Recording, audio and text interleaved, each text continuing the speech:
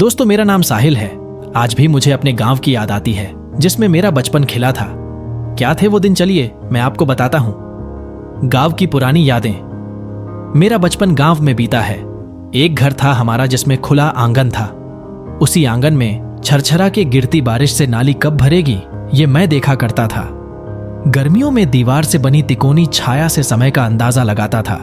सर्दियों में उसी धूप और छाया से बनी धुंधली आकृति को निहारता था। कह सकते हैं कि वो आसमान की छत वाला आंगन सारे मौसमों का पिटारा था। लगाव था उस आंगन से कहीं ना कहीं। आंगन बड़ा था।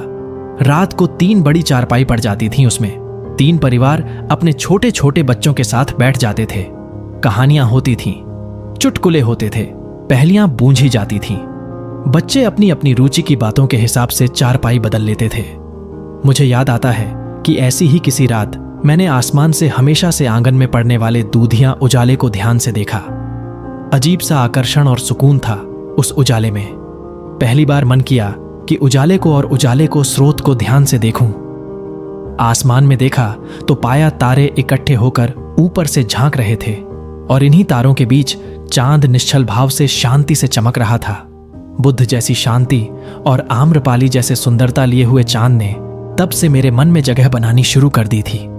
घर के बगल में लगे पीपल के पेड़, पीपल के पास से आम के बागों से होकर जाता हुआ मोटर का पानी और धूप से छांव का सौदा करके तैनात खड़ा हुआ वो आम का बाग, इन बिना तथाकथित जीवन वाले जीवंत मित्रों के साथ चांद भी मेरे करीब आने लगा था।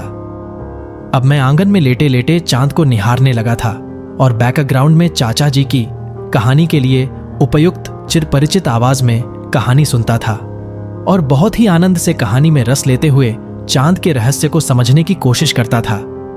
शाम को जी भर खेलकर घर आते ही जल्दी से नल पर जाकर हाथ पैर धुलने होते थे। हाथ मुंह धुलते समय मन में पता रहता था कि जहां तहां चूल्हे की राख से लिपटी अपना कठोर पेट फुलाए गरम गरम रोटी और लोहे की कढ़ाई की खुशबू में पकी सब्जी इंतजार कर रही होगी। सांझ के खेल और दौड़ भाग में पूर्ण आनंद लेने के बाद लगी भूख और फिर उसके बाद इतना सोंधा रात का खाना, फिर बदन की थकान मिटाने के लिए आंगन में बिछा हुआ बिस्तर पर लेटे हुए कहानी। ऐसा लगता था हर शाम और रात उत्सव है और इसी उमंग से भरे हुए मैं लेटे लेटे चांद ताकता था। जैसे दिन भर की खुशी, शाम का वो पूरा मंजर, रात की वो हर रोज की कहानी, सब कुछ चांद मेरे साथ महसूस कर रहा हो या मैं चांद के साथ महसूस करता था।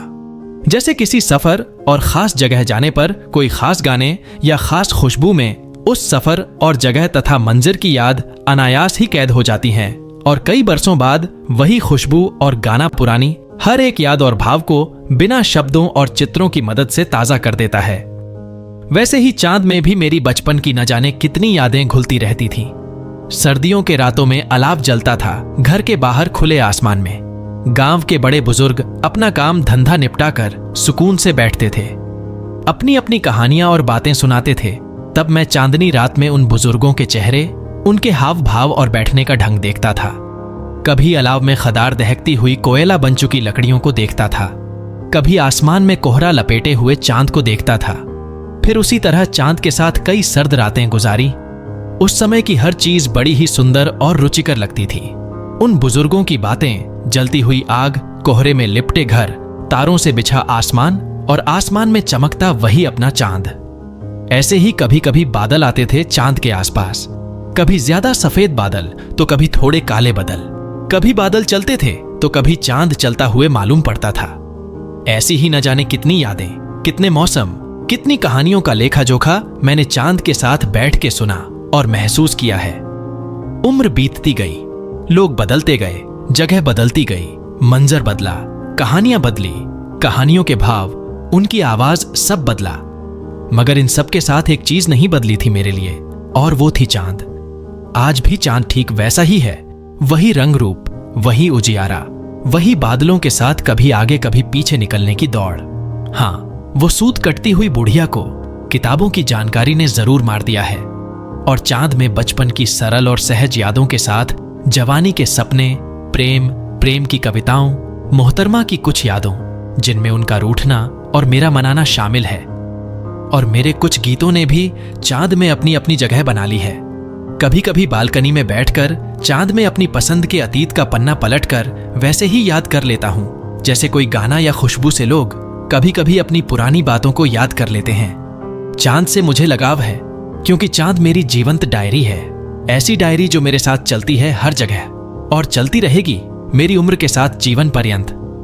अगर यह कहानी सुनकर आपको भी आपके बचपन के या गांव की याद आई हो तो हमें कमेंट में जरूर बताइए। और यह कहानी आपको पसंद आई हो तो हमें सब्सक्राइब करें और देखते रहिए स्टोरी टेलिंग टीवी।